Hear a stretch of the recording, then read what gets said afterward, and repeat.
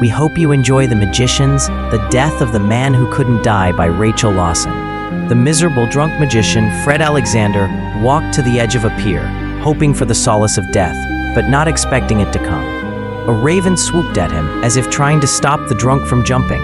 He was drunk, so he threw cards at it and leapt into the cool, welcoming arms of the waters of the lake. He breathed in the sweet waters of the lake, and slowly his vision faded away to the peace of death. He lay there for a moment, and a grim reaper walked into the water, moaning about having to walk into the lake. He touched the drunk man's corpse and disappeared into the dead man. He choked up water and swam ashore. He was puzzled to find a man who wasn't there before. "Hello, Dad," said the man.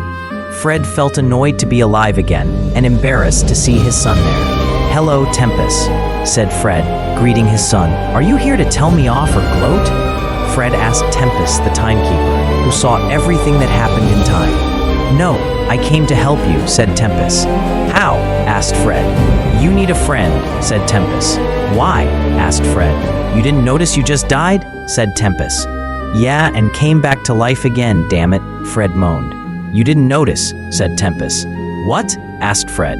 "You didn't come back to life. You are still dead," said Tempus. "How I can't stay dead?" said Fred. "I don't know. I think you got your wish," said Tempus. He was just as puzzled as Fred was. "How? I'm here," said Fred. "Look in the water," said Tempus.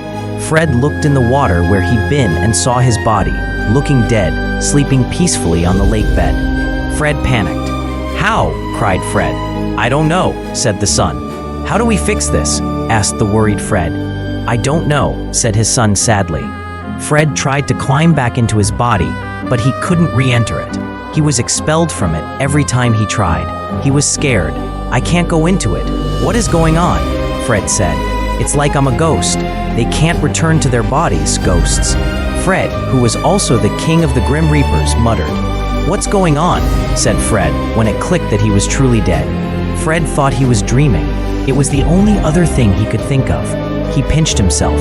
He was a ghost, so he felt nothing. "That was pointless," said Fred.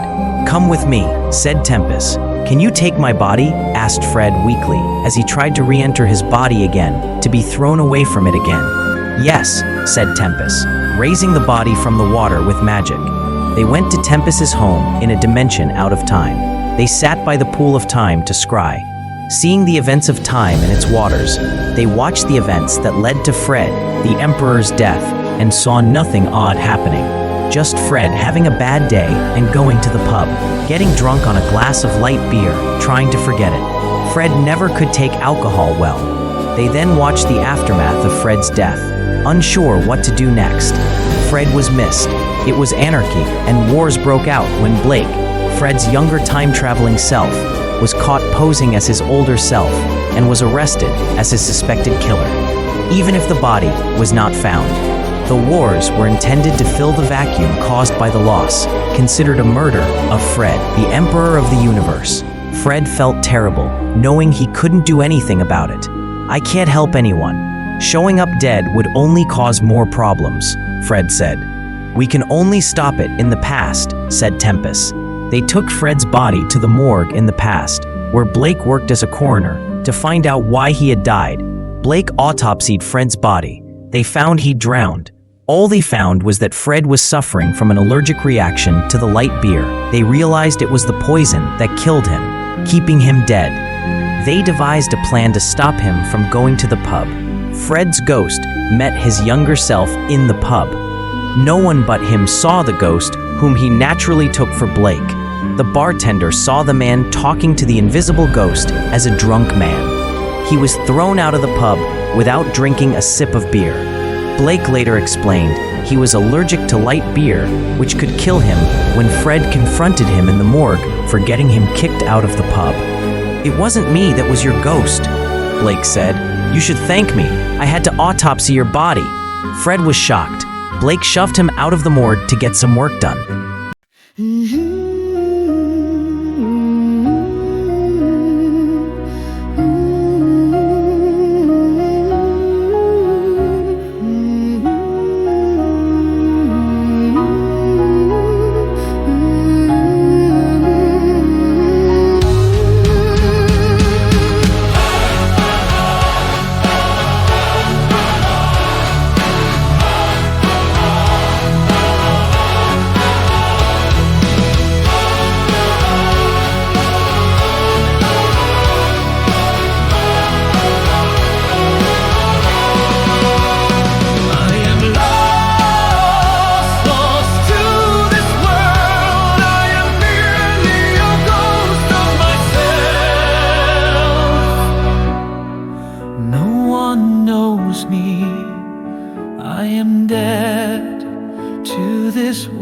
world.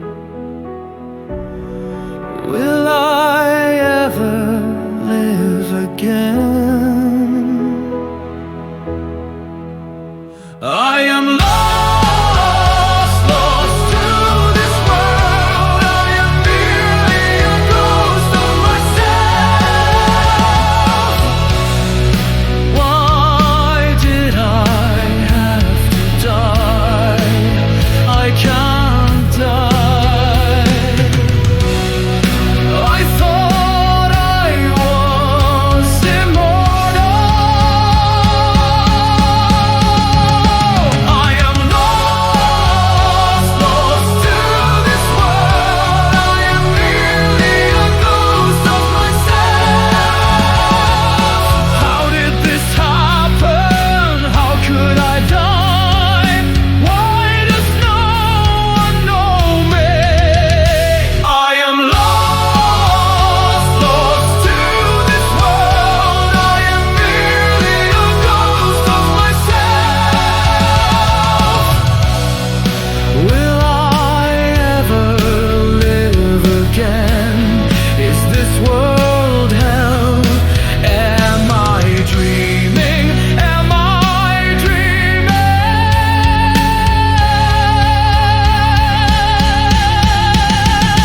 I am lost, lost to this world. I am merely a ghost of myself.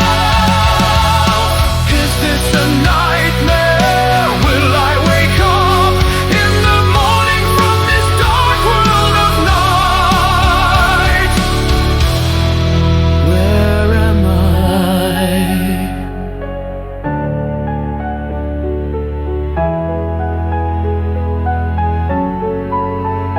I am lost, lost to this world. I am merely a ghost of myself.